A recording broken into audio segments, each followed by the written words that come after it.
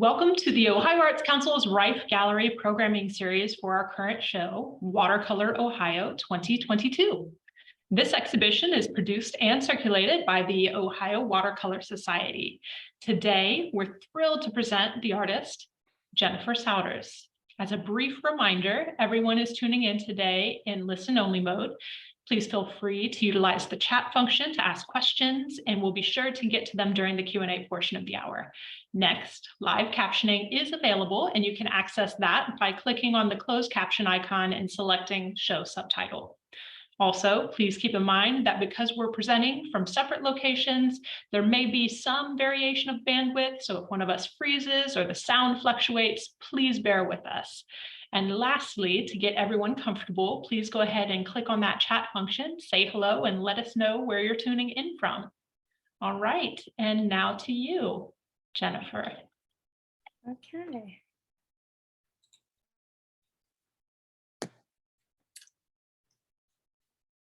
All right, I'm trying to do the share screen. There we go.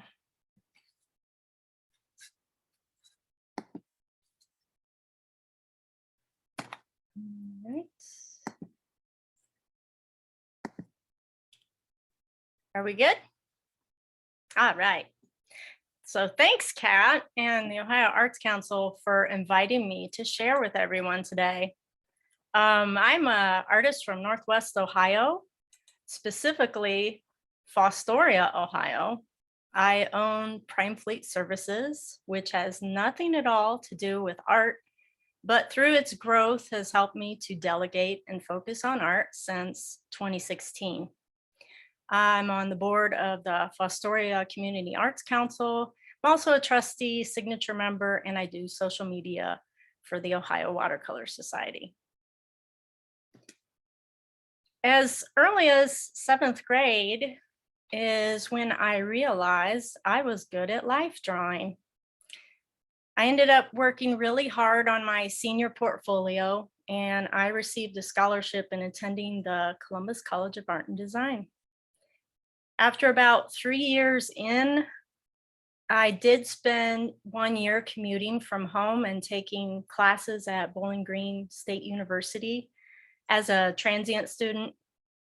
It was really nice because the year I attended was the first year for the brand new art facility they had created. But anyhow, after I dirtied and christened that place, I transferred those credits back and I graduated CCAD in 1994 with a major in illustration. So the images I'm showing you are from around my junior year.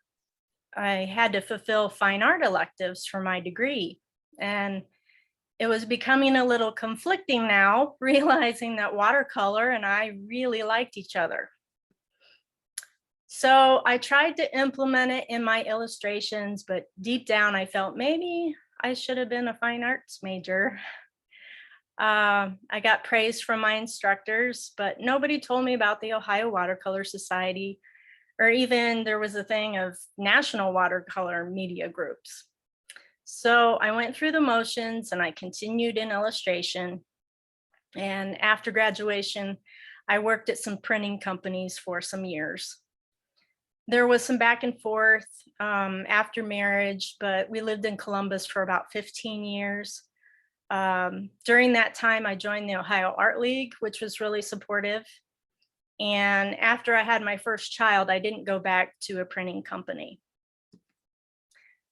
The first series I created, I call the Freedom series.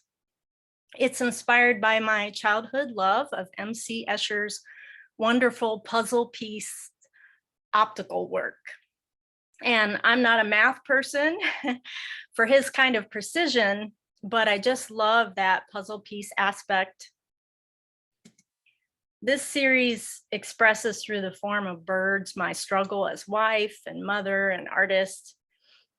I found expression through watercolor, and then in the 2000s, encaustics crossed my path. At the time, raising kids and supporting my husband's businesses and doing a lot of laundry while pursuing fine art on the side. In this piece, encaustic wax is used to set the bird shapes, which are actually dryer lint. This is a diptych. And by the way, it looked pretty fantastic on either side of a big screen TV.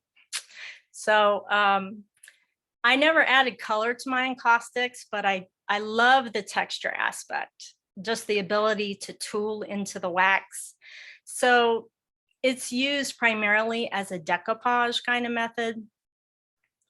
Made laundry time really fun too. So a load of jeans would produce a really blue lint fiber, and then throwing in a red rug, doing a white load. That's kind of how I got all my different variations in color. So that was kind of fun. Birds break free and soar in this series. So it's kind of my nod of dream, of continue to hope despite the circumstances. I did much of my encaustic work in the garage because of the smell and the fumes. By this time I had 3 boys, and my husband was so kind to build a knee wall in the basement. So the boys had a playroom on one side and I had an art studio with an exhaust fan. But using other mediums worked better for this setup because, you know, the fumes with encaustics is just a lot. So, time for another series. This had been brewing in me for a while. Another influence, John Singer Sargent, who also had some great watercolors. This piece here includes gourds. He was just a great painter, and I admired his sense of design and just the many different things he could do. He could do the watercolor, he could do the oil painting. It was really fabulous to me. So I got the giant book that spans his entire career, and I just ate it up, and I still do. On the left, I actually did a copy of his Capri Girl in oil. Of course, Sargent's famous Madame X came to mind when I got this dress, coinciding when I felt it was time for this new series. It's a self-portrait. On the left, it's entitled Little Black Dress. So you can see the carryover from the Freedom series in this new series entitled Hands, by the way of the familiar bird shape of the dryer lint. But instead of encaustic, I put it in a resin-laden box. It signifies my job in keeping the house as an important contribution to the family too, and identifying to the audience that everyone should, not something to be ashamed about, but quite proud. So at the time, I had also picked up some evening cleaning jobs for extra spending money so that I could don the little black dress for a well-deserved evening out from time to time. I had tasted the freedom of fine art, and its therapeutic expression for me was essential. So the little side jobs were my way of having some extras because I knew it would be too hard going back to a 9-to-5 job. This series uses mixed media, has an underlying spiritual theme with overtones of societal issues. There's assemblage. Often it's actual jewelry or accessories. The little boy's shirt that has a tag, and the actual tag, if you look up close, says in excess. There's just a lot of things that I stuff in there meaning-wise. So obviously the hands are really important in telling the stories. I think the concept for this series came about in holding the hand of a friend that only had hours left to live, one that died too young. Just contemplating lines of life lived through those hands really left an impression on me. The title of this piece might clue you in where I was going with it. It's called Reception of the King. It's basically a modern interpretation of the crucifixion scene. Just look at the hands to understand the story. I can tell you that there are eyelets and the shoelace on the boot are real. So it's kind of that textural element that draws you in, makes it interesting. In 2012, I moved back to Northwest Ohio, started the family business, and my artwork began to be impacted by my rural surroundings. I went back to basics, you might say, with oil paints and watercolors. When I was in high school, I was bored with the isolation and I did everything to escape it, but it was quite different being back now. We did some homesteading and I can remember sitting in a chair in the chicken yard and just watching the chickens and walking the dry creek bed, really just looking at the plants and just a lot of studying of my surroundings. And this bled over into the winter and I would study and do still lifes like this one. I also began to search for my people, join art groups, and be more involved artistically in the community. By 2017, I'd finally gotten connected with the Ohio Watercolor Society.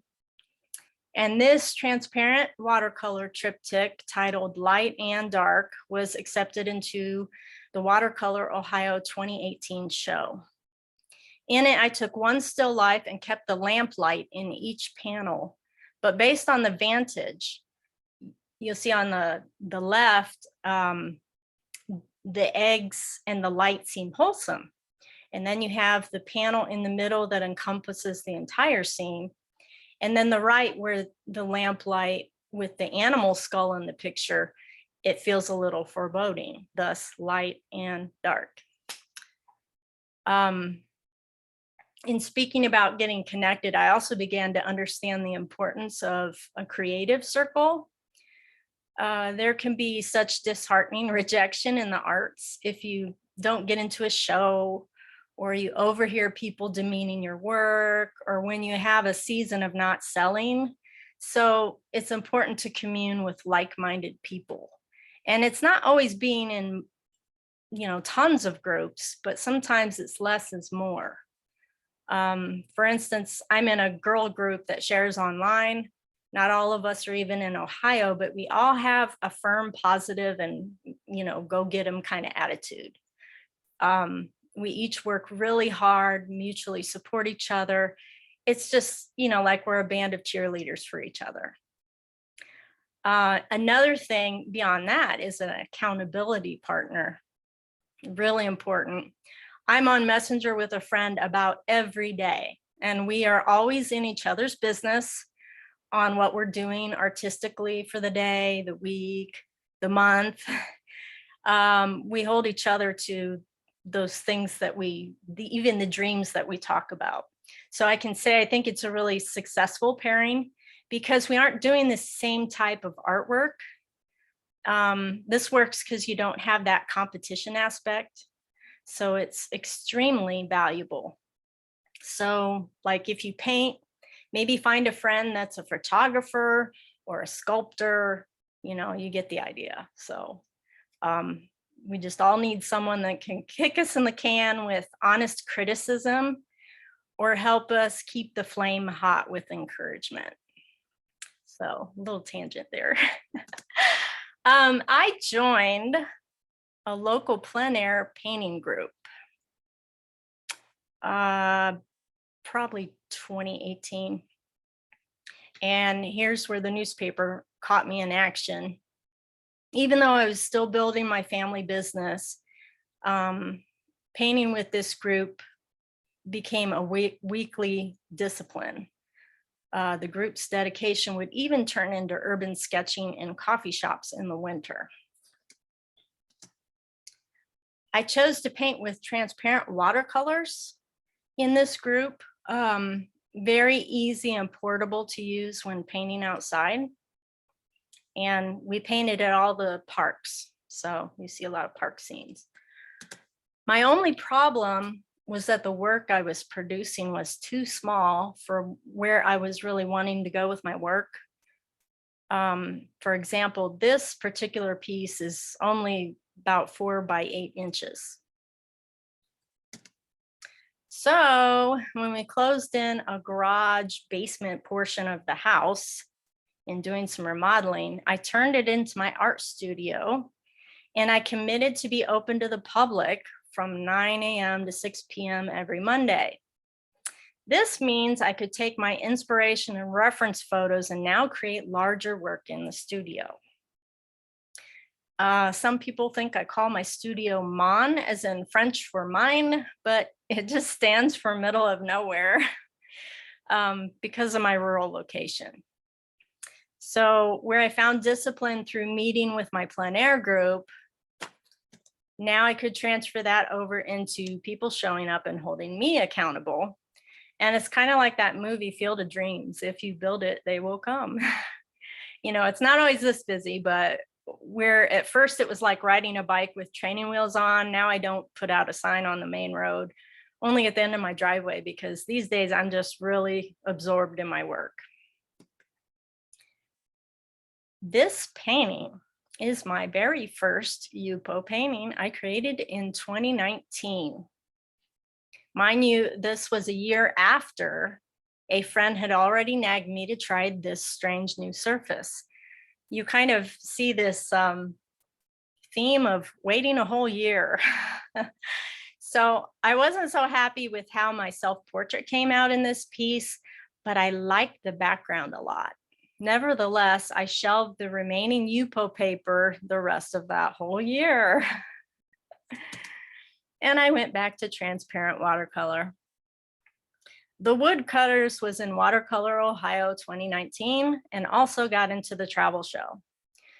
This piece is a family farm scene, a genre scene, just everyday life stuff that I love. This piece also was the flagship cover art in 2020 for a new Midwest literary and arts zine called Rust and Glass. This transparent watercolor is a scene from Put-in-Bay, Ohio, which is South Bass Island, Lake Erie. We had visited, and I loved how the infamous 1800s battle phrase, "Don't give up the ship," was visible on the seawall. And the people standing on it almost looked like they're playing King of the Hill. I thought that was a really neat thing to capture. This transparent watercolor is called Just for a Moment. I love the story in the boy's scowl and slouch, and you can tell Grandpa's tired, and this is more than just a moment. The original reference didn't have the scowl. I added it. It's the illustrator in me that likes that little extra bit of story in there. So I have a detail on the right. I wanted to show you how I paint in layers utilizing masking fluid, then removing the masking, painting some more, back and forth. That's just how I paint with the transparent watercolors. So in this slide on the left, I have transparent watercolor, and on the right begins my Yupo adventure during the 2020 lockdowns of COVID. It really was a renaissance for me because I really dove in and tried new things. So I did a Yupo workshop at the University of Findlay. In this slide, I'm holding a pre-painted Yupo sample. Had a archival UV clear spray on one side, but not on the other. So I then dipped the painting in a pan of water and wiggled it around a little, and then I picked it up and I wiped a finger down each side to illustrate the erasability that Yupo can have. It can be a nice bonus, but it can also be scary too. Just imagine spilling your water container and losing the whole painting. So you can only do one pass over dry watercolor without lifting existing paint. So if you like to paint in layers like me, you have to be more patient. And another weird thing about Yupo is even the oil from your fingers will create a resist. And so the only way to get rid of it is just a tiny bit of soap. So if you don't want the look of bubbles on your painting, you just have to be extra careful. This is 2020's first painting I created after that year-long hiatus from Yupo. It got into the National Watercolor Society's 2020 member show and another show in which the National Watercolor Society cooperated with the top watercolor societies from every state, of course, coinciding with National Watercolor Society membership, to select 2 pieces of artwork to represent their state in their 50 stars show. This piece I called Hancock Woodland, and that was one of them. These 2 national shows being back to back ended up being relegated to online because of COVID. And I'd actually already shipped my work off to California before they changed it to online only. But since the lockdowns happened and the frame shop it was sitting at shut down, I didn't get my painting back for 7 months. That was a little frustrating. The other work selected for the honor of the 50 Stars show was this piece on the left by Lois Samantool of Chagrin Falls. Because we were selected together and she had never met me, being relatively new in the Ohio Watercolor Society, she wrote me a letter. Although never meeting in person, we began a year-long email friendship and definitely a mentorship for me. She has since passed, but for a transparent watercolor artist, was very supportive of what I was doing with Yupo. She had said, she's the old guard in watercolor. She'd been there, done that. And so she admitted she wasn't painting anymore. I'm not sure if this piece on the left was her last painting. But she was enjoying seeing what I was up to. So I had fun sending her painting progress snapshots via email and getting her critiques. She told me when she had started out, she didn't know any better. She entered big national shows and got in. Even though she had stopped painting, I did encourage her to enter a celebrational National Watercolor Society show called The First 100 Years. It was at the Hilbert Museum out there in California. Basically, it allowed members to enter their best work from their entire career, which means the competition was stiff. And of course, on the right, her iconic bottoms up got into it. So I was really happy that, I encouraged her to do it, even though she wasn't painting anymore. So I snapped this picture from the book called Splash 3, The Best of Watercolor. It's one of the many Northlight books she's featured in. I appreciate the time I had, even though it was only via email, and I learned so much from her. So during this time exploring with Yupo, you'll note themes of quiet, hidden, reflective, or introspective, and definitely lush. Basically, I'm into scenes that would make me forget my troubles and feel enveloped, even if it's just for a moment. Excuse me. What was an initial escapism from COVID has now turned into a desire for a lush escape.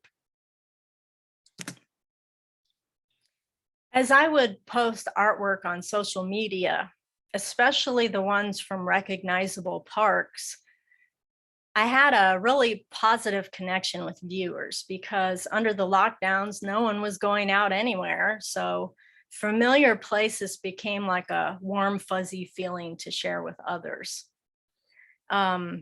these last two I've shown you are from the Inniswood Metro Park in Westerville, Ohio. It's one of my favorite all-time parks.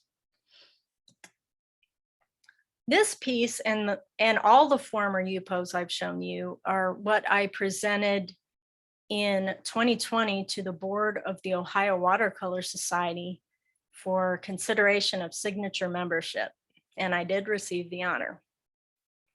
This piece, called Cooler Weather, is making a play on all of the many food coolers seen in this Fort Myers marina scene from a vacation I had. It's also kind of a pun because Floridians will call visitors a snowbird when they are escaping cooler weather up north. And yes, this was a winter escape. So it's one of my larger UPOs, being around 20 by 24 inches. I think because it was so big, that's why it took just a stupid amount of time. It's like 44 hours.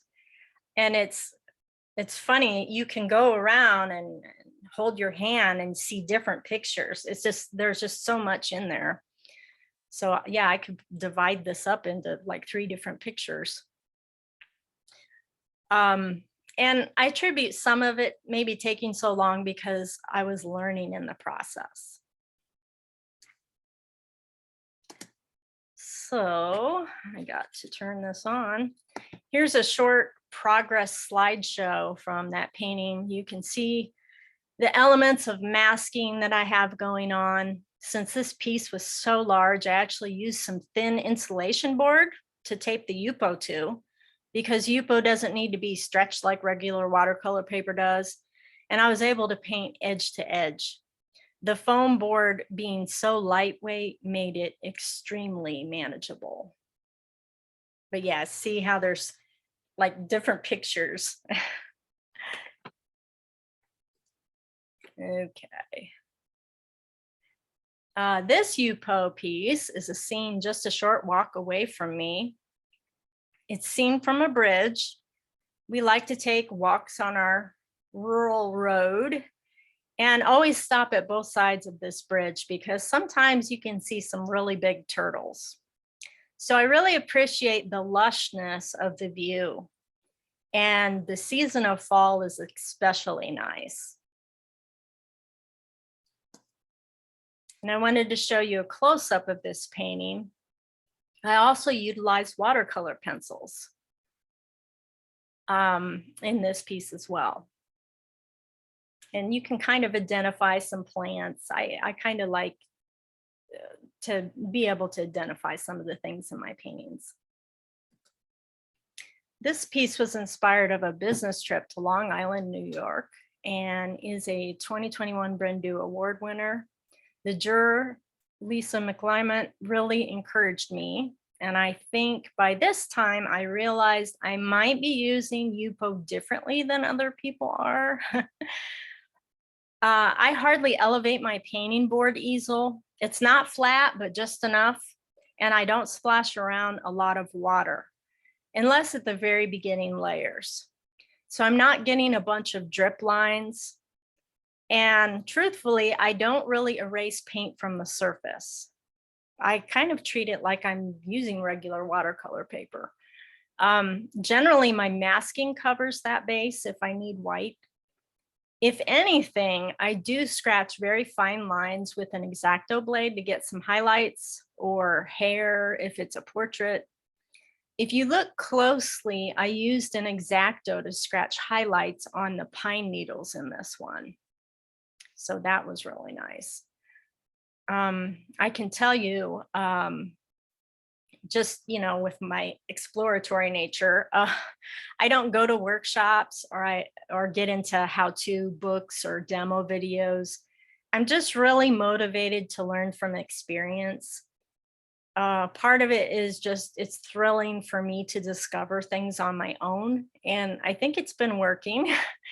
I guess it keeps things exciting and fresh. So people just have to deal with that I'm a vested explorer. I don't teach either. I don't have the desire to do so. And I guess I feel I spent so long investing in other things, raising kids, getting the business afloat, that now it's time for me.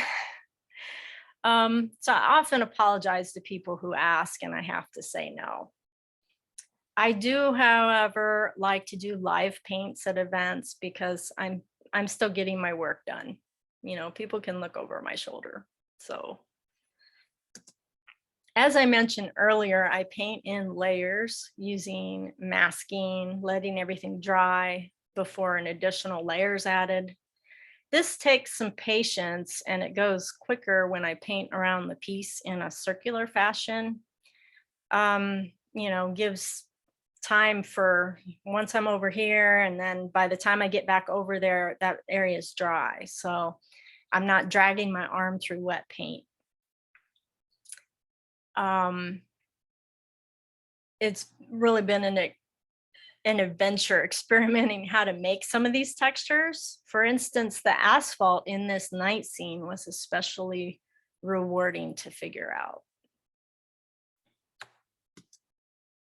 Jeff's Garden has been in several shows, including the Springfield Museum of Art in Missouri, not Ohio. It was in their Watercolor USA 2021. And in last year's Ohio Artists Registry juried exhibition. The scene is a friend's urban garden that I really appreciate. When you can't go out, you can go up. And I just love the layering in his garden. That is just my cup of tea with regards to that sense of being completely enveloped in nature. And when you're there, there's a little frog water feature at the bottom. So you're just sensory overload. It's just wonderful. Okay, another little clip.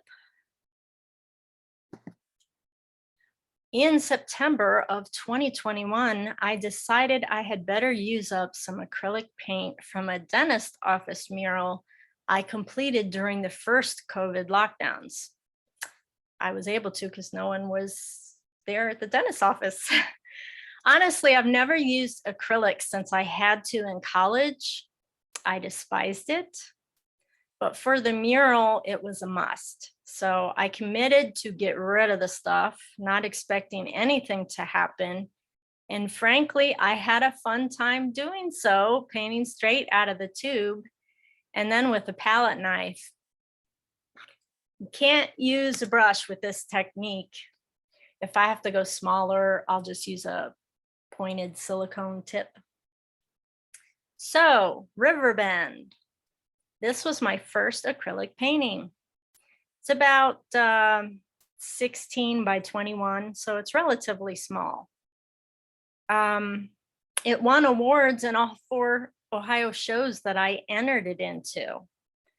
And it was so funny when I announced to my husband that I was going to use up that acrylic paint, And later he visited me in the studio and laughed and he said, "Looks like you're going to be buying more acrylic paint." He might not be an artist, but I have him critique my work before I declare it's finished because he has a really good eye. So Riverbend was also awarded in a couple national, international competitions, including a 2021 Pentel of America's Artist Spotlight and an honorable mention in the Artist Magazine's Acrylic Works 9, the best of acrylic, which should be in newsstands about any second now. I was really hoping that I'd have an issue in my hands, but at least I can show you the cover of the digital edition. It did not get into one national show I entered it into, which was the Acrylic International Biennial Juried Exhibition. There's a lot of things to say. In Kenosha, Wisconsin. But a sister piece did. The High Trail. This show, juried by John Jude Palancar, has an opening reception this Saturday. The judging for the show actually happens tomorrow. cross my fingers. For this piece to get accepted was extremely affirming. You know, you don't really want to hear the term one-hit wonder. So it showed validation for this new body of work. And I can say never is an understatement. So I wanted to share some close-ups of my acrylics so you can get an idea of the optical mixing that happens from a distance. This is the first time I've ever been bold enough to paint thick. Like I said, I was excited with encaustics because, you know, there was a thickness there, but this is the first time with paint. In fact, I can't even enter these into an Ohio Watercolor Society show because although many different water-soluble mediums are accepted, I don't use any water at all in these paintings. So a little technicality there, but I don't. So if you were having deja vu, I wanted to say, yes, I've done the same scene in both watercolor on Yupo and by using acrylics. Because of the methods, they're just absolutely different. And I have fun in seeing just how different they will be in the end. Love it. I will show you another example. The left is Yupo, the right is acrylic. The Yupo one is actually right now in the Kentucky Watercolor Society's Aqueous 2022 show at the Headley Whitney Museum, and it'll be there till November 6th. So I guess if you have a road trip, there you go. And after all of my experience and pushing myself to create specific textures on Yupo, I decided it was time for my love of genre work and the desire and challenge of painting a person on Yupo again to finally happen. Never say never. So Anniversary is my entry into the 2022 Watercolor Ohio show at the Rife. It received the V.O. Baker Award. Basically, the image is from an anniversary getaway when COVID restrictions had lifted. My husband and I visited a rooftop wine bar in Nashville, Tennessee, and a sudden rain shower pushed us in from an outdoor patio to the inside. We went to a lounge area, and I just loved the moment of pause where the background was just ripe for people watching.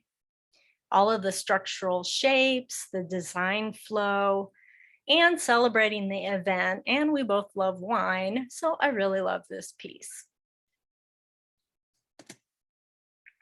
Since my skill level had finally elevated on Yupo, and honestly, I felt a spiritual prodding about doing these, I decided to paint these two portraits of my parents that I had referenced back in 2018. Hey mom, send me a selfie for my new phone, and hey dad, send me a selfie for my new phone. Both received special purchase awards from the Ohio Arts Council in this year's fine art exhibition at the Ohio State Fair. So thank you, Ohio Arts Council. And Kat, if you want to chime in and say where the actual location or what office it is, so if people want to see them. Yeah, these are actually located at the Ohio Arts Council's main office in the Rhodes State Office Tower. So if you have a meeting with someone in the Ohio Arts Council, you will see these at the front door, which is pretty special. Awesome. Yeah, I haven't went and visited my babies yet, but I will.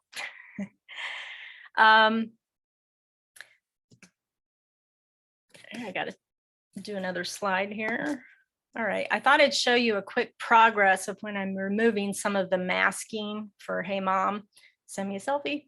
I'm pulling off very tiny strips of tape. The final stage would be scratching the finest lines with an X-Acto and also going back in with watercolor pencils and painting with a thin, tiny brush as well. So I had shown you the gallery side of my studio earlier, but here I thought I would show you where the work happens. Kind of looks like I'm ripping my hair out, but just trying to figure out how to create the texture of gravel. again, things on paper are a little different than they are on Yupo. So I had to stop and experiment some more. The piece on the right is a family haircut day I entitled Chop Chop. I like the shadow play in this one, and my shadow's appearing in there too, because I'm taking the picture. So I guess another self-portrait of sorts is in here. This one called Elderflower. If you're familiar with elderberries, the flowers are just stunning. So this is out back behind my house, a self-portrait because everyone else honestly was out of town and the flowers were in full bloom. The lighting was perfect. I just couldn't let this moment get away. And I didn't want to invent someone in the scene later because that's just more work. So I set up the camera with a timer and I did a lot of running back and forth. I had it on 10 seconds, the longest I could, because I'm literally like running and flopping on the ground.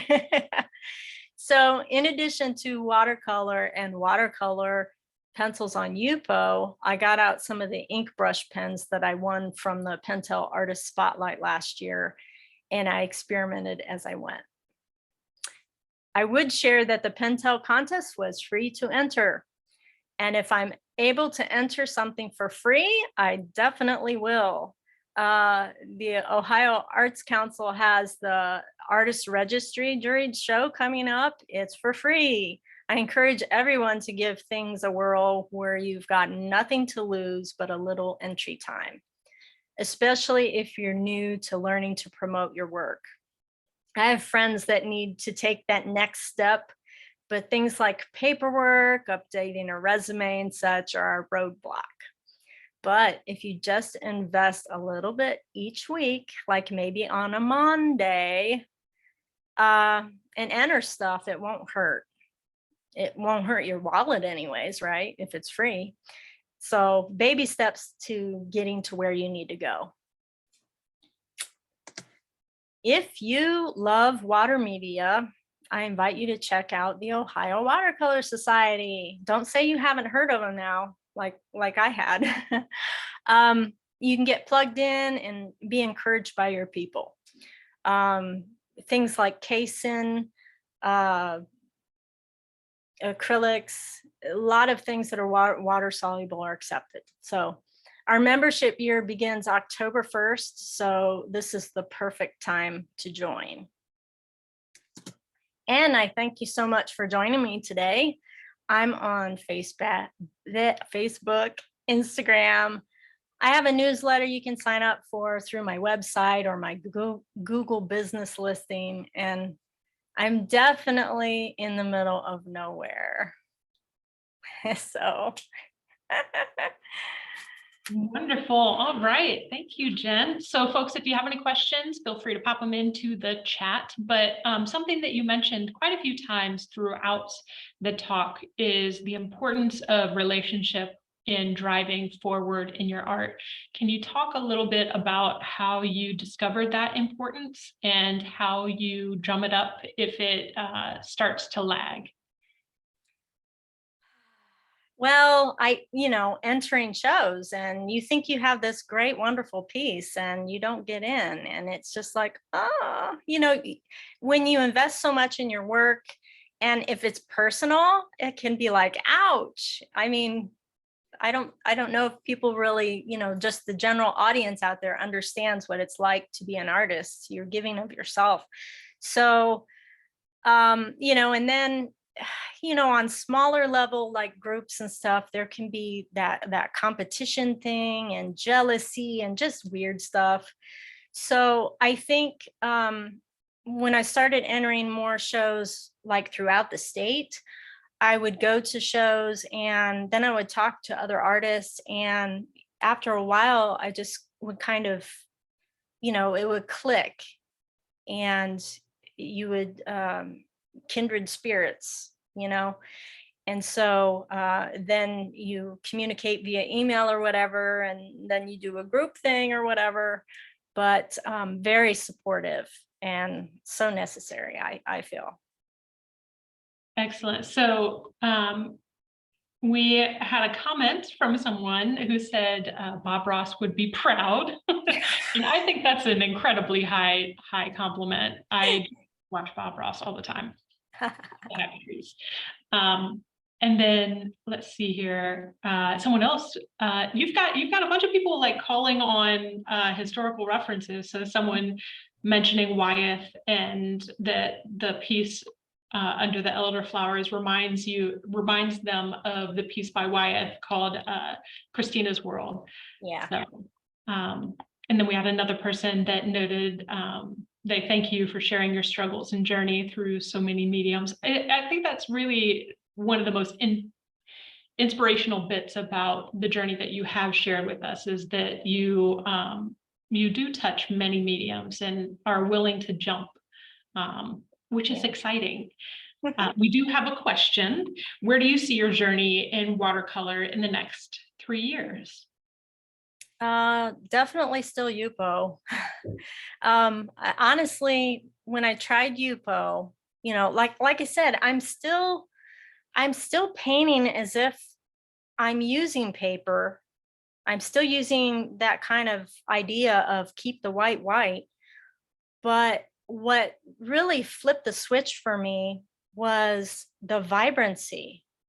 You can't get that vibrancy on just regular paper unless you're going over it and over and over it. It's crazy. And I absolutely love that vibrancy, because when I first started out, I was kind of timid. I would, not be as bold with color. And when your pigment soaks into the paper and goes away, then you have to commit to, yes, I'm going to put another coat of color on there and layer it up and bring the color out. But now I can put it down and there it is. So. And you said something about, the practice of watercolor painting, and perhaps not everyone is familiar. And also, if you want to stop sharing screen, we can just chat between us. Sure. That would be okay too. Something that you mentioned was the keeping the white white. And what that means is actually when you approach a watercolor painting, you have to think about your highlights first, because once you apply color, you can't ever get it back to the white of the paper. And with Yupo, there is something really special in that you can, because in nature, it's not porous. So essentially the paint lays on top of this plastic paper. So if I misrepresented that or didn't explain it clearly enough, Jennifer, will you sub in and give that the additional, did I catch it? No, that's definitely it. The only thing that would change is if you had a really highly pigmented, like a magenta, it might stain the plastic, because plastic can be stained. So you might not get back white. You might get a light pink. So.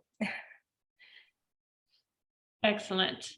All right, so we have a question about your studies. So you went to school for art. Do you feel like the practices that you had at CCAD and Bowling Green really helped you with your artistic practice today? And if so, how? Yes. Well, just because you're in a disciplined environment, you're paying someone to make you do something. And so you have to do it. So yeah, kudos to anyone out there that has learned it on their own, but there are just things within the schooling side of it, especially foundational. I call it like icing on a cake. You need the structure for the icing to look good. So if you're wanting to do realism, you better know how to do an ellipse. You better know how, and if not, if you're going to warp it, that's something different. But just for me, having that classical training, really trained my eye. I often tell people that really the key for me is looking at what's not there, to understand the shape and form. Because by what's not there, I'll know what's wrong then, or turning it upside down, or flipping it backward in a mirror. It's just training to that every space and every shape matters. So really the discipline and the awareness of turning it on its ear and seeing it fresh really helped. Great, excellent. And someone is curious if you have any kind of preference of paint brands that you like to use with UPO, or if, no holds bar, you go for it, whatever you have. Yeah.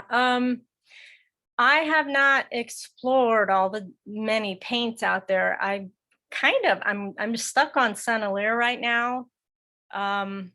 Maybe when I finish the bulk of, I bought some pans, and then I wanted to try some other colors. So I tried some tubes as well, but I really found that I prefer the pans. But I think once I thin out my Sennelier, I'll probably try some of the other ones.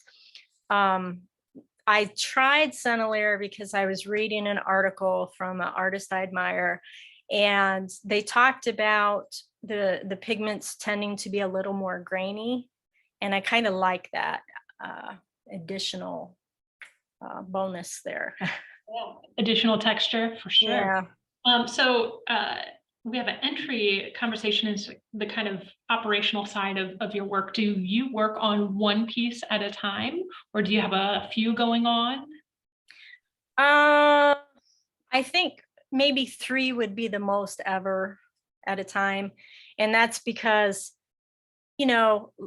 back when I did plein air painting a lot, I would paint out in the field, and then I would have to finish some things in the studio. But then I'm working on something big, and I want to work on that too. So yeah, it's just a matter of what hits me at what time. So take us through a day in the studio with you. Do you have anything that, like any kind of ritual or standard that indicates the time has begun? Like give us set the stage for us. Take us through what that feels. What time is it? What's it smell like? What's it look like? Help us be there with you for a minute. Well, I try to get down in the studio around 10, and then oh my goodness, emails and social media, and then I look at, my calendar, what's going on, what do I need to prepare for. Sometimes I get lost a couple hours in paperwork, and that can be a little, but it needs done. So I don't know, like by 1 o'clock, I feel like, hey, it's painting time. So, if I don't get that stuff done, then it just gets put aside and I'll work on it later, and then I can start painting. So. Excellent. And then when do you come up for air? I don't know, 5 or 6 hours, it seems to be like a good swath of time. Do you play music? Oh, yes. Okay. Not everyone does. Not everyone does. That's yes, and I think my husband doesn't appreciate my music.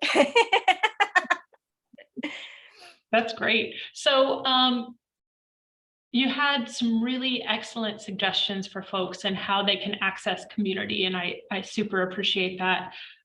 What would be your kind of top suggestion for someone that is either dipping their toe into watercolor or has been doing it for a little while, but is trying to become a little more serious about it? What would you say to those folks, no matter where they are in their life?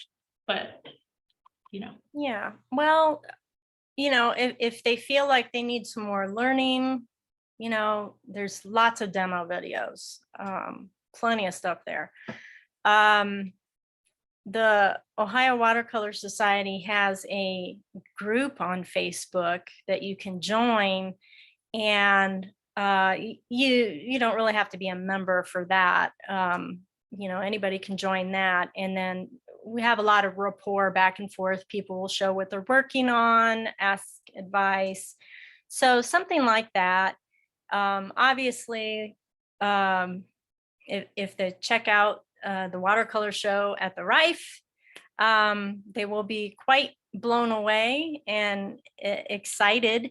Can check out the Ohio Watercolor Society.org, and there are some artists that have workshops you can learn about and maybe attend some workshops.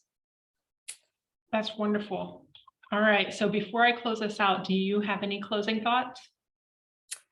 No, this has been great, and I wasn't as scared as I thought I'd be. You did wonderful. You did wonderful.